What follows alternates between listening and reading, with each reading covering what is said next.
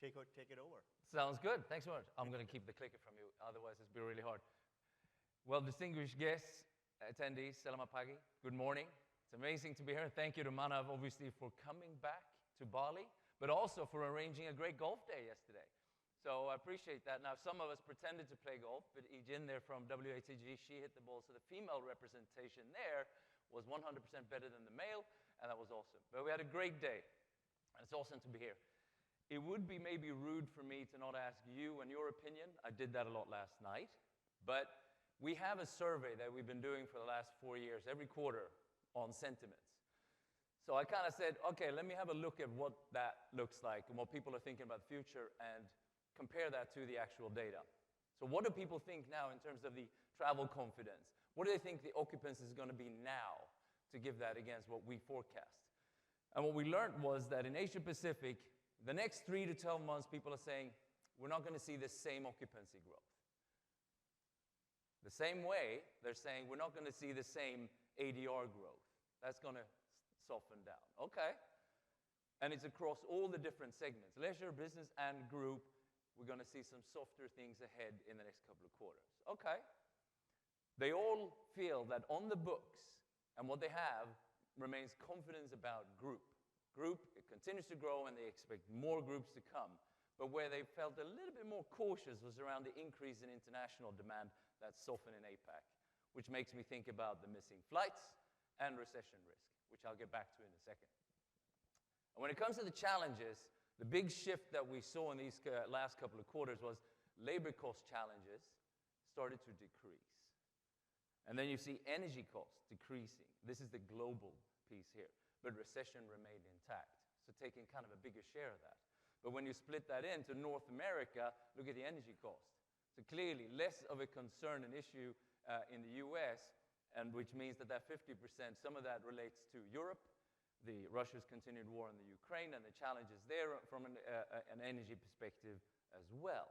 So it varies around the world. So labor cost challenges, less of a challenge for Asia Pacific. So that's interesting, as cost control and productivity, which we'll get back to in a minute.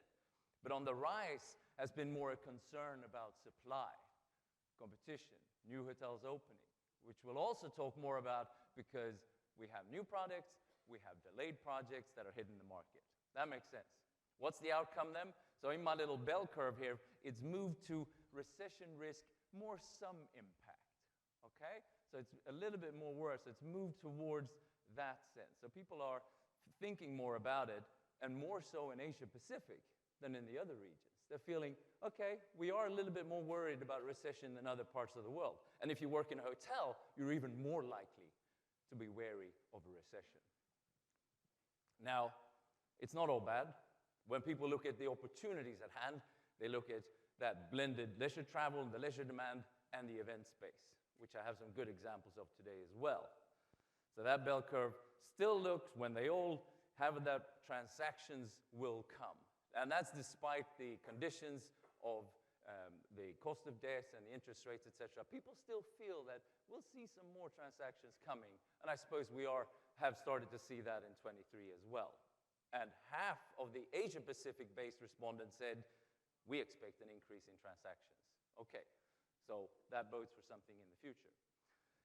Now, I like risk. I like to be a little bit risk-averse and see a full and interesting story, but it's hard when everything is so awesome, right? So I'm trying my best here today to find things that aren't awesome so we have opportunities in there. But when we look at performance-wise, it's hard to look away from all these amazing graphs that just go up. When you look across the world, most of these markets are hitting or very close to 2019 levels in occupancy.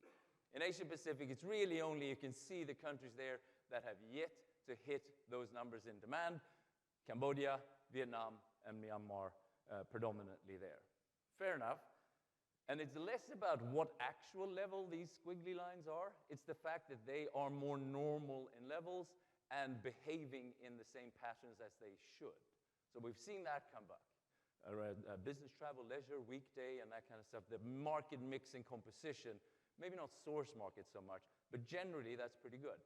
And we're only missing a few, like Cambodia and Myanmar, that are behind there, but most of the Asia-Pacific markets are performing in a similar way that they normally would. Now, on the other side of the spectrum, you have markets that are just steaming ahead, right? So an example of Tokyo and Sydney, where we compare rates, the blue lines, to 2019.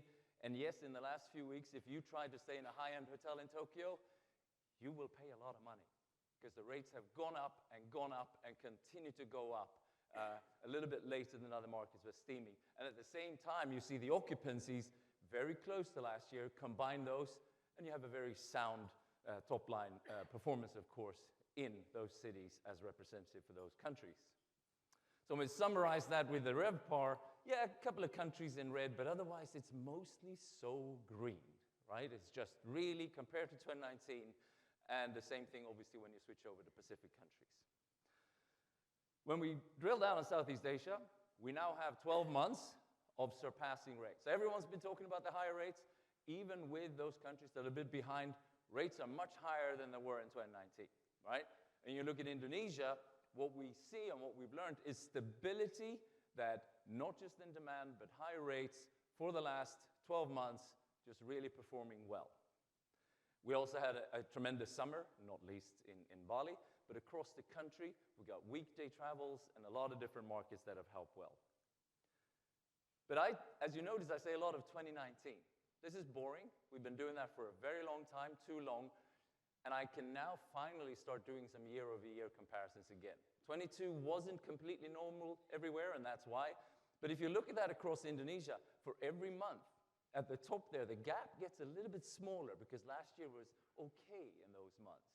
And at the same time, rates. Indonesia was one of those countries that caught the rate train later than some others, but it certainly did this year, as you can see in those really, really high numbers for each month that goes up. And we expect that, of course, to slow down in the next few months, for sure. And then when you look across all these different parts of Bali, and including Lombok, because Eric Levy's here and he likes Lombok, so I thought we should. What I'm doing here, I'm looking at weekday at the top and weekend. And you see some market like Lombok, 10% higher on weekend. Kuta, Legian, same thing, and Jimbaran, and this area as well to a little bit of a degree. Other markets having the same occupancy across weekday and weekend, and a couple have shifted to more weekend business. Starting to see some new trends there as it matures in the delivery. But, I mean, what do I say about this? Yeah, it's pretty gloomy. It's pretty awesome. Like, just look at that. The difference in 2023, top line and revenue per available room compared to 2019 and 22. Not much to say about that, apart from rates being so high and demand coming back. And an example of having everyone on board. You don't want to leave anyone behind, and that means mid-scale and economy. In Jakarta was one of those markets where it took the longest for rates to follow all the other classes. In other markets, it was a little bit sooner, so it's a good example. But you can see it's moving in the right direction. It's catching up as well as more international travelers come in to, and not just domestic, into the country and into the city of Jakarta. Another thing, and this is a Singapore example, we don't like volatility. We'd like most hotels to move in the right direction. This is 2019 in Singapore. Every dot is a hotel, pretty much similar. During COVID, apart from quarantine at the top, you remember that word, quarantine hotel? Nasty. So everyone's so spread out. And it took about a year for that to, 2 years, to get back to the same fashion. So across most markets, we're now seeing the same stability from a demand perspective, which is important as well. Now, I'm not great at golf, but I'm better at golf than cricket. But when you look at events and what's happening, how quickly that builds up. 4 games that have already been held and that are happening, just how quickly people make their travel plans across India as this example. And by the way, India is doing phenomenally well. Goa is steaming, Mumbai is leading the way, and Delhi obviously will see tremendous rates with G20 this week. So India as a whole just continues to grow, and you can ask me more later about that market if you're interested. But it says something about the events and how quickly people make their travel plans. And the second example of that is in Singapore. At the start of this summer, this is what the occupancy was for the first half of next year. So next year, not much going on. Then what happens? Tickets are released to a number of events. Coldplay, Taylor Swift, and maybe more appropriate for some in the room, the Rotary Convention. So what you have there is when they make their travel plans, we saw some of the highest occupancies a year in advance for these. And remember, Taylor Swift is playing 6 nights in Singapore with a 2-night break. That's a week and a half. It's the new hub and spoke concept like airlines have. No, I'm not going to come to you. You come to me, because I'm a billion-dollar baby. And that's how she rolls. So if you want to see Taylor, and if you get a ticket, unless you know someone, you're going to struggle with that. So events are having a huge impact on all these markets wherever you are. So just like when Paul and Ejin and Robert and I were standing there yesterday, and I missed that birdie putt and probably 3-putted. But when you look ahead, that's a gorgeous hole. So when you look ahead on our forecast, just on 23, most of the markets in this region are absolutely will be above 2019 levels. But you notice that the light purple markets are kind of a little bit behind because they started later, but they're moving towards the EMEA markets that are dark. So that makes sense. We're also forecasting that by Q1 next year, the demand pace will be stronger here than in Europe as more of these markets and more flights come into play. But one of the most common questions when we come down to, obviously, overall performance and budgeting for next year is, will those rates stay or will they drop? Now, our forecast is no drop and a little bit of a continued growth. So those 2 lines at the top is 23 and 24, and a couple of months higher rates as well, barring any unforeseen events. But that's our forecast for that. And that leads to an even longer view on 25, 26, etc. If cost control is maintained, all that productivity gain that we did during COVID forced upon hotels to be more productive, manage their costs really well. Combine that with 1 or 2 more normal percentages of growth, we can see a continued growth in GOP per available room as well. If that, because we're right now seeing labor costs per available room, that growth is slowing down, which coincides with what I showed you in the beginning, that there's less challenge and concern about the labor costs in this region. So arrivals are needed because you need to fill your hotels, and it's great to see when China opened up for groups, but we always said, and this remains true, it is an unknown to which degree the Chinese will come back, especially in the high end. It's still an unknown. We see it trickling, we see it coming, but no one can say today, oh, by Q1 it's going to be this much. It's a hard job to work for the national tourism bureaus and forecast that. It's really hard. You can look at the flight schedules and things, sure, but it remains tricky to see. So if you are in a market that is hoping and depending on that a bit, we can see that it's hard to challenge. And remember, in Southeast Asia, we're 20% still behind on international seat capacity. And when you look at the China international capacity, it's still half of what it used to be. And when they schedule for winter season, it hasn't really peaked up yet. So when you look at the next 6 months, that's the harsh reality.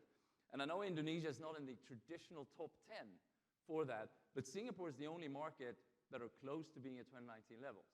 China, Singapore, close relation. They reopened with Air China and Singapore Airlines really quickly, got that bridge going. The other markets are far behind in capacity, right? And what's missing is the long-haul flights. And here's where we see an interesting transition. China, Thailand, missing a lot of that long haul. Look where it's went. India. India has transformed. You've seen so much of the long-haul flights where India has taken a new place in that long haul as a travel hub, which is shifting. You look at, we're talking later today and hearing from Puneet as well, the importance of the Indian traveler. I think that's very, very relevant. So for Southeast Asia, scheduled flights, 12% down this summer compared to 19. Closer, but we're still missing. Okay, so before you talk about China, you have to understand the outbound. You need to, what's happening domestically. You know, in China, they have the tier-based systems. You have Shenzhen, Shanghai, Guangzhou, Beijing as the tier 1. The new first-tier cities that are growing and becoming that middle layer have been booming this summer. Booming. And that summer meant that the pink line there, when they got the higher rates, China is looking stronger domestically than in a long time. But then when you read Western media, you see a lot of stuff. There's a lot of risk, right? Deflation instead of inflation, defaulting of debt in companies, no longer statistics for youth unemployment and consumer spending down. The question is, like, how much should we trust that? How close are we to collapsing things? You gotta see both sides of that, because when I ask everyone up in China, they go like, it's the same thing as everywhere else. This summer was absolutely crazy, right? With events, with F&B, and in retail. Even with that claim, because you're not seeing it in foreign country and you're reading a big Morgan Stanley report, maybe that makes you different. And Jay Chou, for instance, the same example, when he was in Hankou, same thing happens there as everywhere else. People go and that drives revenue. And remember, China is so big that you have domestic long haul. They go to all these destinations. It's not just to like a 2-hour flight. They go far away in their own country, which holds that back a little bit on the eventual. So a last couple of points here. I said we are in the cycle. We had a lot of delayed rooms, but owners still available and want to do things. Brands definitely want more flags, and the delayed projects are coming online. Look at the brandification of Asia Pacific in 10 years. Moved from 48% to 58%. I love when new brands and small groups come up, but very quickly they become part of a big brand system. It still happens. And the majority of the pipeline now available is definitely in brands and being branded. So it's a continued big, big trend. Final point is on that cost control. So the race for talent, right? The war on talent. So all of a sudden, we find money because I can't afford to lose you. So we've learned so much about productivity now. And in the Singapore example, this opened up an interesting conversation where if the GOP margin has come back, which it did in 23, and you see GOP per available room keep growing because, like I said, the labor cost, the energy cost is kind of maintained, what happens in the conversation between the owner and the brand? Oh, okay, so if you're making that money for 24, show me the money. So I'm hearing more and more on that and trying to defend, well, you can't expect that to continue this year, but I look forward to hearing the rest of the day what that conversation is like between owners and brands, for sure. So my summary, I was a sustainability conference on Monday in Phuket. I love that this rebounded quickly. Hotel brands and groups and owners care about this more. The only risk is, of course, we are seeing environmental impact all the time. We have higher rates, and hopefully costs can be managed for next year. I'm curious about that mismatch between owners and brands and how that works. As we got that business back, we have different recessional risk, maybe the biggest one out there. We're still waiting on long-haul flights compared to the flights returning. And all your new brands and hotels are great, but in some markets for you, that is a risk because you'll have more supply and more neighbors around you. And events make an impact, and hopefully I see all my favorite bands coming too. I've showed this slide to some degree before, but it's an important reminder. Through recession, when you look in our data on other asset classes, hotels is one where because of that rate growth that can happen so quickly, it improves your bottom line much faster than the other asset classes. So hotels is a very, very interesting and great attractive vehicle still for owners and investors. And if you have problems with debt and funding, Eric and I love this one because what's the best way to fund a hotel? Brown juice, whiskey. I love this, right? It's great. So if you struggle with a bank, just trying to go and find some good whiskey and you can make that loan work. Listen, I appreciate the time and talking today. I think you have the main headlights. The demand is back. Rate levels are high. And if we can manage the cost, we'll see some increase on profitability overall. We expect a bit more transactions. And above all, you're in an industry where people still want to invest in hotels. So I said I struggled to find negative news. It's looking pretty good. There are risks in there that are market dependent as well. I'll make sure you get a PDF from this that's sent out as well with the data. But thank you very much indeed. I look forward to seeing you later. Thank you.